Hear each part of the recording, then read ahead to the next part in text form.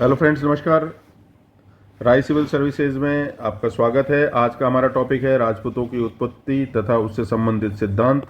एक एक करके हम समझने का प्रयास करेंगे। हमारी जो टेस्ट सीरीज है, हमारा जो मटेरियल सीरीज है और हमारा जो लेक्चर सीरीज है, उसको हम LMT नाम देते हैं। L for lectures, M for material और T फॉर टेस्ट। ये तीन जो पिलर्स हैं, इसके बेस पे अगर कोई प्रिपरेशन करेगा उसका 100% सिलेक्शन होगा। ये मेरा अनुभव, हमारा अनुभव आपको बता रहा है और बहुत ही लर्नेड तरीके से हम अच्छी टेस्ट सीरीज बना रहे हैं, आपको बेस्ट मटेरियल दे रहे हैं। शॉर्ट में आप उसको तैयार कर सकें और लेक्चर्स भी जानबूझ के शॉर्ट रखे हैं ताकि आपका कम से कम टाइम में बेहतरीन जो है प्रिपरेशन हो सके। तो अभी हमारा हिस्ट्री की सीरीज चल रही है। हिस्ट्री में राजस्थान हिस्ट्री, उसके बाद हम इंडिया, फिर कल्चर इंडिया और वो करेंगे और उसके बाद में धीरे धीरे एक एक सब्सिक्वेंटली एक एक टॉपिक लेंगे। तो उसी सीरीज में आज का टॉपिक राजपूत और राजपूतों की उत्पत्ति से संबंधित सिद्धांत। अब देखिए, राजपूत काल की उत्पत्ति भारतीय इतिहास में वैसे माना जाता है 750 से लेके और 1200 तक का जो पीरियड है, इसको राजपूत एरा या राजपूत काल माना जाता है। यानी ये वो समय है जब भारत के जो रूलिंग क्लास में, भारत के जो राज्य करने वाली जो क्लास है, उसमें एक नई प्रकार की जाति की एंट्री होती है जिसको राजपूत नाम दिया गया। वो किसी भी व्यवस्था से आए हों, उनका बैकग्राउंड कुछ भी है, एक बार जब वो राजकाज में आ गए तो उनको राजपूत नाम दिया गया। तो हालांकि इस पर बहुत डिबेट भी है, लेकिन ये जो मैं आपको बता रहा हूँ सबसे ज़्यादा मानी गई अवधारणा है।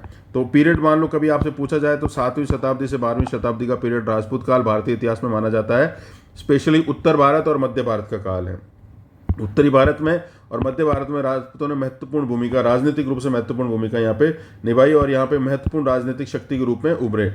अब ये कौन थे, कहाँ से आए? आप देखिए, 6ठी शताब्दी 7वीं शताब्दी तक आते आते गुप्त और जो है गुप्तोत्तर काल आ गया था और उसमें हर्षवर्धन की मृत्यु के बाद में नए नए हमारे को वंशों के बारे में, नए नए राज्य कुलों के बारे में जानने को मिलता है। तो इतिहासकारों ने उनके लिए अलग अलग सिद्धांत बताए। तो राजपूत कहाँ से आए, उनकी उत्पत्ति से संबंधित सबसे प्रचलित सिद्धांत उसे अग्निकुंड या फायर पिट थ्योरी बोला जाता है। चंद बरदाई नाम के एक भाट ने पृथ्वीराज रासो नाम की पुस्तक लिखी और उसमें सबसे पहले इसकी अवधारणा दी कि आबू पर्वत पे ऋषि वशिष्ठ जो थे, उन्होंने एक यज्ञ किया, ऋषि वशिष्ठ ने, और उस यज्ञ से जो है 4 वंश, प्रतिहार, परमार, चालुक्य और चौहान, ये 4 अग्निकुंड से उत्पन्न हुए और बाद में धीरे धीरे इनकी संख्या बढ़ के 36 और कई सैकड़ों में हो गई। एक और इतिहासकार है मुनोत नैणसी, जिन्होंने नैणसी की ख्यात लिखी है, जोधपुर के इतिहासकार थे। उन्होंने भी इसका समर्थन किया है। बूंदी के बहुत बड़े कवि हुए जिनका नाम है सूर्यमल मिशन, जिन्होंने वीर सत्सी और वंश भास्कर लिखा 18वीं शताब्दी में। उन्होंने भी अग्निकुल के सिद्धांत को माना है। जेम्स टॉड, जिन्होंने annuls and antiquities of Rajputana लिखा है, उसमें भी उन्होंने ये माना है कि ये विदेशी लोग जो राजपूत बने, उनको बाद में परिष्कृत करने के लिए, उनको प्योरीफाई करने के लिए, शुद्ध करने के लिए अग्नि संस्कार का प्रावधान रखा गया था।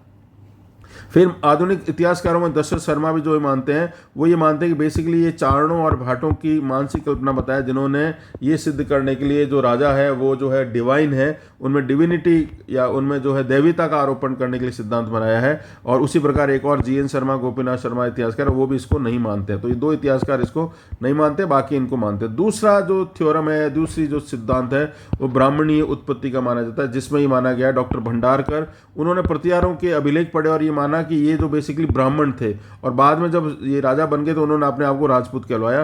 मंडोर शिलालेख जो है उसके बेस पर उन्होंने इसको स्थापित करने का प्रयास किया। इसके अलावा एक और अभिलेख है बिजोलिया अभिलेख, उससे भी चौहानों की ब्राह्मण कुल से उत्पत्ति है वो बताने की कोशिश करते हैं। तीसरे जो है गोपीनाथ शर्मा जो है वो मेवाड़ के गुहिलों को भी नागर जाति के ब्राह्मण मानते हैं। तो चौहानों और जो मेवाड़ वंश है उनको खास करके ब्राह्मण स्थापित करने का प्रयास किया। सबसे इंपॉर्टेंट इसमें इतिहासकार डॉक्टर भंडारकर।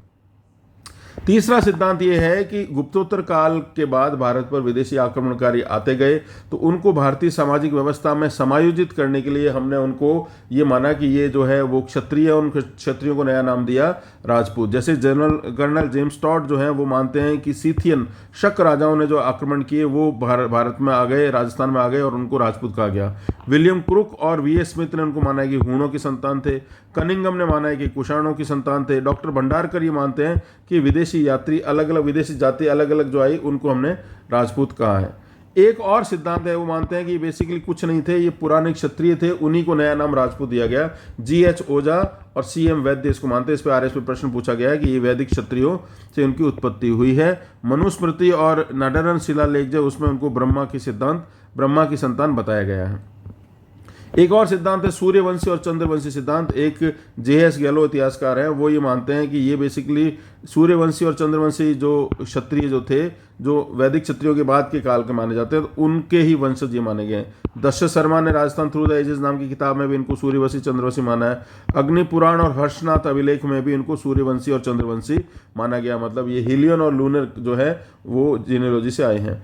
एक और इतिहासकार हैं आधुनिक डीपी चट्टोपाध्याय, वो बोलते हैं कि ये विदेशी भी थे, विदेशी जो आक्रमण करते वो भी थे, कबीलाई लोग जो थे उनको भी ले लिए, और जो देशी लोग थे उन सबको मिला के जो है वो राजपूत कहलाए। और ये जो मिक्स्ड सिद्धांत जो है आपको याद रखना, मिश्रित जाति सिद्धांत, वो डीपी चट्टोपाध्याय ने दिया है। तो कुल मिला के ये राजपूतों की उत्पत्ति के बारे में विभिन्न सिद्धांत हैं, इन पे प्रश्न आते रहते हैं। तो ये आप जो इसका PDF ले लीजिएगा और उसको कोशिश कीजिएगा कि जो जो इंपॉर्टेंट इतिहासकार है उनको याद करने का प्रयास कीजिए। फिर बाद में इससे रिलेटेड हम आपको टेस्ट सीरीज में क्वेश्चंस भी पूछेंगे। तो आज के लिए इतना ही, शुक्रिया।